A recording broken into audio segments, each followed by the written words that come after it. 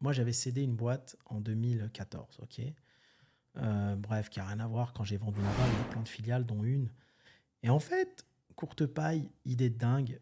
Moi, je suis pote avec Michel, qui est un spécialiste de l'entrecôte. Et donc, on se dit... Alors, c'est un ami qui m'a parlé de l'affaire. Hein.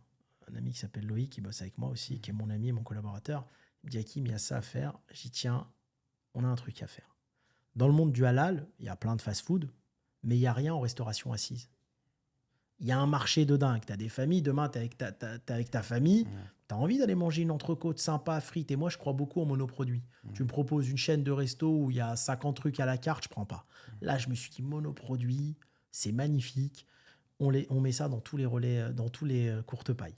D'accord ? Et donc, je fais un super business plan, une centaine de pages. Je bosse dur et tout avec mon équipe.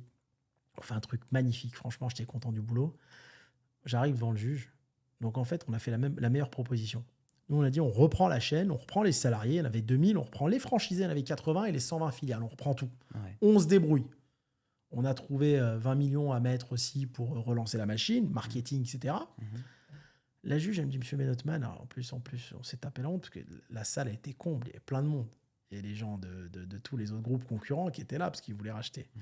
Mais ils n'ont pas fait une aussi belle proposition que vous. Elle me dit, Monsieur Benotman, vous avez été mis en interdiction de gérer, en faillite personnelle, sur une entreprise que vous aviez en 2014. Alors, ce qu'ils appellent interdiction de gérer, et faillite personnelle, c'est pas que... Faillite, les gens, ils comprennent comme tu es en faillite, tu n'as plus de thunes, c'est pas ça. C'est le juge, il dit, quand il y a eu une défaillance sur une entreprise que tu as eu à un moment, on te met en interdiction de gérer, en faillite personnelle. Après, c'est à toi de te défendre. Et là, donc, on était dégoûtés parce que la juge, elle me dit, s'il n'y avait pas eu ça, vous aurez pris l'affaire aujourd'hui. Incroyable. Et moi, je dis à la juge, je dis, mais je n'étais pas au courant. Je dis, est-ce que je peux donner la présidence de ma boîte à un de mes collaborateurs ? Elle me dit, non, c'est trop tard, on n'a pas le temps. Là. Ça s'est passé comme ça. Ah ouais. Et en fait, ça m'a appris que j'étais mis en interdiction de gérer en faillite. Ouais. J'étais même pas au courant. Parce qu'en fait, il m'avait envoyé les papiers chez moi au Luxembourg. Moi, j'habite au Luxembourg. Et j'étais à Dubaï. Et j'ai pas fait le suivi de mon courrier perso. D'accord. J'ai fait que le suivi de mon courrier pro. Ouais. Tu vois ? Ouais. Et donc, on s'est retrouvés, on était débités. Franchement, on était dégoûtés. Ouais. Ça s'est passé comme ça. Moi, je dis, ça fait rien. Après Quick, deuxième échec, on n'a pas fini de tenter. Tu vois, nous, on est là pour tenter. Bien sûr. Et en fait, là, je suis passé au tribunal en appel pour cette faillite personnelle pour sortir de là. Je suis en train de sortir de ça. J'attends le verdict. D'accord.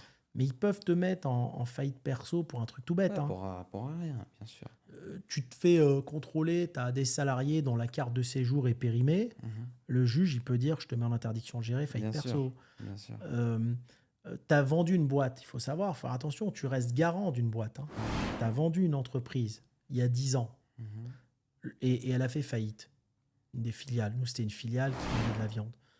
Le juge, il veut te rencontrer pour savoir comment tu gérais il y a 10 ans. Je ne me suis pas présenté. Il peut te mettre en interdiction faillite parce qu'il faut jamais faire ça. Un juge, quand il te convoque, il faut se présenter. Et moi, comme je n'étais pas au courant, je n'ai pas pu me présenter. Tu vois. Mais ça peut aller vite. Donc après, heureusement que j'ai pris connaissance et je me défends en appel. Et par rapport à Quick, quelles étaient tes intentions dans ce business-là ?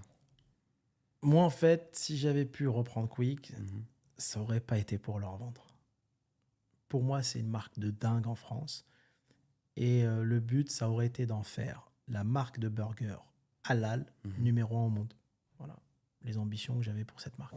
Aller chercher 1 milliard de chiffres en France, c'est faisable. D'accord ? La communauté qui mange halal, ils n'arrêtent pas de faire des enfants.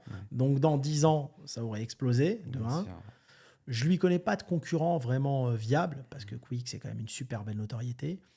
Et j'aurais développé, je pense, des pays comme le Canada, où il y a du sens, comme voilà, plein de pays, si tu veux, où tu as de la communauté qui cherche à manger halal. Et à partir de Quick, j'aurais consolidé un marché dans la restauration halal qui puisse aller chercher 2-3 milliards de chiffre d'affaires.